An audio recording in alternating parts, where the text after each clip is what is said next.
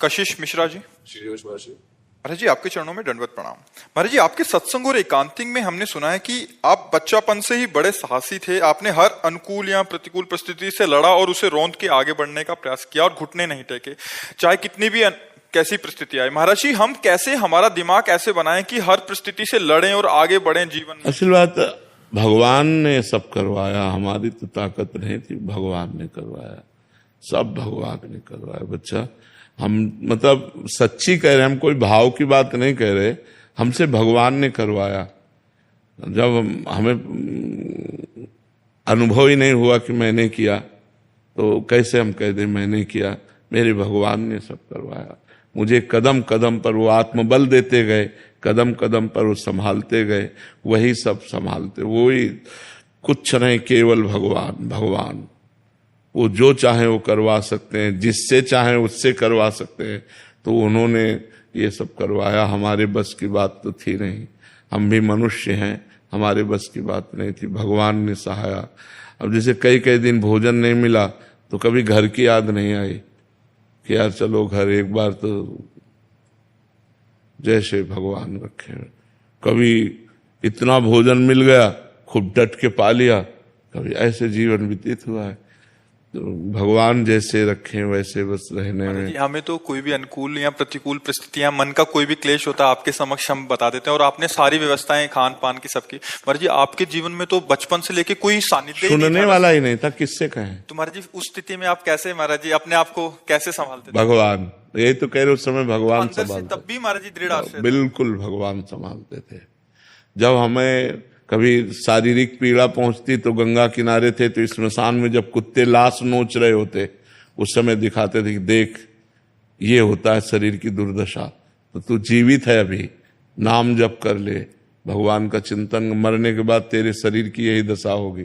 घोर वैराग्य में जीवन, अपने आप विचार आते थे, अपने आप विचार। वो वही तभी तो इससे कह रहे हैं कि भगवान ही सब करते हैं, वही संभालते हैं। वही महाराज जी अभी भी आपका एकांत का मन होता है? हाँ, मतलब कोई ना देखे आप ना, भीड़। हमारे मांग जो अंदर की है कि जैसे गंगा का किनारा है, यमुना का किनारा है, हम अकेले टहल रहे हो, अकेले चुपचाप हो, बस रात दिन ऐसे शांत एकांत, बस किसी से कोई मिले ना, कोई मतलब ना, बस ऐसा बंद कर दो। मन की मांग ये है। मतलब नदी और लता ये दो बहुत प्रिय है, क्योंकि बचपन से गंगा का किनारा सेवन किया ना, तो धाराजू को देखना कि गंगा जी का इतना पाठ लंबा चौड़ा, खूब खूब जल को देखना, और एकांत, लताएं जल को छू रही हैं ऐसे खूब, तो एकांत शांत बैठे लहरों का दर्शन करना, उसी में भगवत चिंतन में डूबना, ऐसा। पर वो गंगा जी से बहुत प्रेम है, तो गंगा शब्द सुनते ही हमारे रोम रोम, अच्छा आप गंगा जी के किनारे से आए हो, आप गंगा जी नहाते हो, आप गंगा जी के दर्शन किए, इतना प्यार गंगा जी से।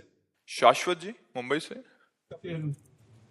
राधे राधे। महाराज जी, महाराज जी जैसे कि आपने पहले भी बताया कि मन पे 3 गुणों का प्रभाव होता है, सतोगुण, तमोगुण और रजोगुण। महाराज जी कच्चा साधक इन तीनों गुणों में भेद कैसे कर पाए कि उस पर कौन सा गुण? जिस समय हमारा मन करुणा से युक्त हो, भगवत चिंतन की तरफ इच्छा हो, संसार से वैराग्य की भावना हो, पवित्र विचार उत्पन्न हो रहे हो, इंद्रियों को भोगों का आकर्षण न हो, तो समझना चाहिए सतोगुण चल रहा है। शास्त्र स्वाध्याय में रति, भगवान के नाम गुण लीला में रति, परोपकार में रति, ये सब सतोगुण के लक्षण है।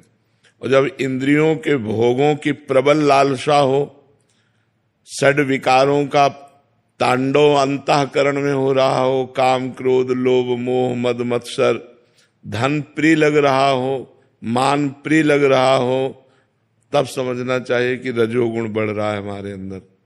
और जब निद्रा, आलस्य, प्रमाद, हिंसा, द्वेष ऐसी भावनाएं प्रकट हो रही, तब समझना चाहिए तमोगुण बढ़ रहा है। लेकिन इन तीनों गुणों का अतिक्रमण करके गुणातीत होने के लिए भगवान का नाम गरज रहा है। यदि हर गुण की परिस्थिति में नाम जप करोगे तो गुणों पर विजय प्राप्त कर लोगे। जैसे तमोगुण बढ़ रहा है तो फिर कीर्तन करना चाहिए, क्योंकि तमोगुण की स्थिति में चिंतन नहीं हो सकता। मानसिक जप नहीं हो सकता। जब रजोगुण बढ़ रहा हो तो सत्संग सुनना चाहिए। बड़े बड़े महापुरुषों के वचनों का जब हम श्रवण करते हैं तो रजोगुण का नाश होता है, और जब सतोगुण बढ़ रहा होता है तो अपने आप भागवतिक प्रवृत्ति आती है।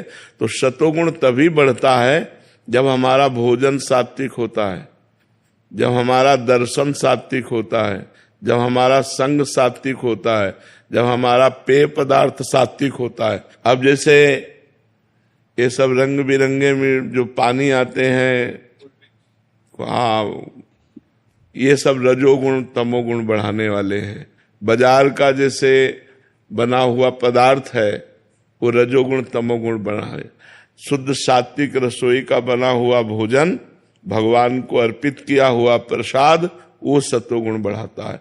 तो अगर हम तमोगुण रजोगुण पर विजय प्राप्त करना चाहते हैं तो हमारा पहनावा, हमारा खान पान, हमारा दर्शन, अब रजोगुण का मूर्तिमान स्वरूप मोबाइल सबके पास रहता है। अगर मोबाइल से सत्संग सुनो तो सतोगुण बढ़ा सकता है, नहीं तो अगर सांसारिक चित्र देखो, गंदी बातें देखो तो रजोगुण तमोगुण को बढ़ाएगा। इसलिए हमारा सतोगुण बढ़े, हमको ऐसा संग करना चाहिए, ऐसा देखना चाहिए, ऐसा सुनना चाहिए, ऐसा बोलना चाहिए, ऐसा खाना चाहिए, ऐसा पीना चाहिए, तो हमारा सतोगुण बढ़ेगा। और जैसे जैसे सतोगुण बढ़ेगा वैसे वैसे हमारी आध्यात्मिक उन्नति होगी। आध्यात्मिक उन्नति के साथ ही आधुनिक उन्नति ठीक है। आधुनिक उन्नति हो रही, आध्यात्मिक नहीं, तो उसका परिणाम पतन ही होगा। आध्यात्मिक के बिना आधुनिक उन्नति टिक नहीं सकती है, क्योंकि हमसे ऐसे अपराध बन जाएंगे जिनके कारण हमारी आधुनिक सुविधाएं भी छिन जाएंगी। इसलिए आध्यात्मिकता, शास्त्र स्वाध्याय, संतों की वाणी का मनन और आचरण में उतारना ये अत्यंत आवश्यक है। तभी ये रजोगुण तमोगुण का क्षय हो जाता है और सतोगुण बढ़ता है।